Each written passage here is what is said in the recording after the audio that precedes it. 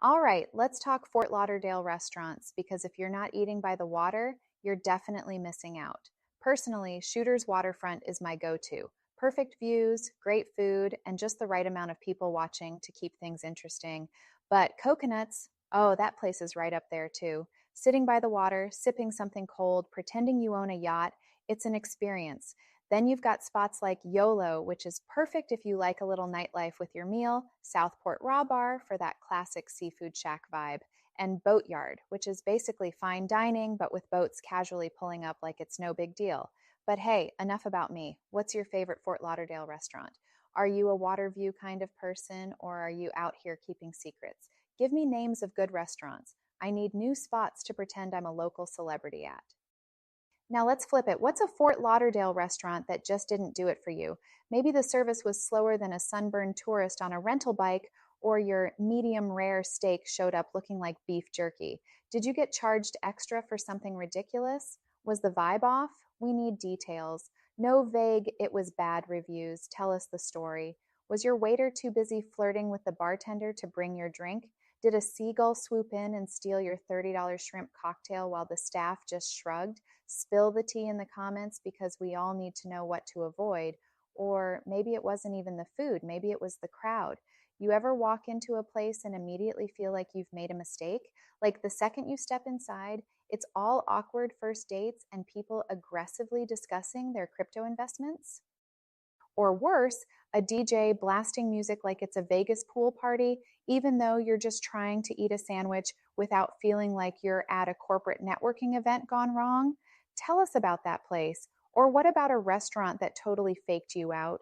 The menu looked incredible, the pictures were beautiful, the reviews were glowing, and then your plate arrived and it was just sadness in food form, overpriced, underwhelming, and somehow both greasy and dry at the same time. If you've ever had one of those meals that made you question your life choices, we want to hear about it. Drop it in the comments, name names if you dare, and let's make sure nobody else gets bamboozled. And then there are the restaurants that act like they're doing you a favor by letting you eat there. You walk in, the host looks at you like you just interrupted their very important Instagram scroll, and then they hit you with, "It'll be a 45-minute wait."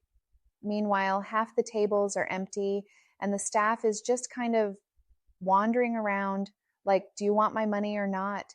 And when you finally do sit down, they bring out a plate so small, you start wondering if you accidentally ordered from the toddler menu. Fort Lauderdale has some unreal food, but some places really make you work for it. All right, we've covered the restaurants that might have traumatized you, whether it was the mystery meat special, the server who disappeared like a magician, or the fresh seafood that was definitely making eye contact with you from a can. But let's not dwell on the past. Fort Lauderdale also has spots so good they'll make you forget every questionable meal you've ever had. Places that remind you food is supposed to be enjoyed, not just survived. Like the Mai Kai, where the drinks hit harder than a Florida summer and the Polynesian show makes you question why every restaurant doesn't have people twirling fire while you eat, or Rocco's Tacos, where the guac is so fresh you half expect it to have its own birth certificate. And if you're feeling fancy, Cafe Europa is serving up Italian food so legit, you'll start aggressively gesturing with your hands mid-meal. Fort Lauderdale isn't just about eating, it's about eating well. Look, if you've made it this far, you clearly have great taste, not just in food, but in content. And since we're on the subject of great decisions, here's another one. Hit that like button. Seriously, it takes half a second and it tells the YouTube overlords that this video is worth showing to more people who also appreciate good food and bad jokes. And while you're at it, subscribe. That way, you'll never miss out on more Fort Lauderdale finds, ridiculous food takes, and whatever else we get into. Oh, and don't be selfish. Share this with your friends, especially the ones who always drag you to sketchy restaurants. Maybe it'll inspire them to aim higher. Drop a comment too. Tell us your go-to spot, your worst dining experience, or just start a heated debate about the best taco in town. Either way, we want to hear from you. Now go do the right thing, like subscribe, share, and let's keep this thing rolling.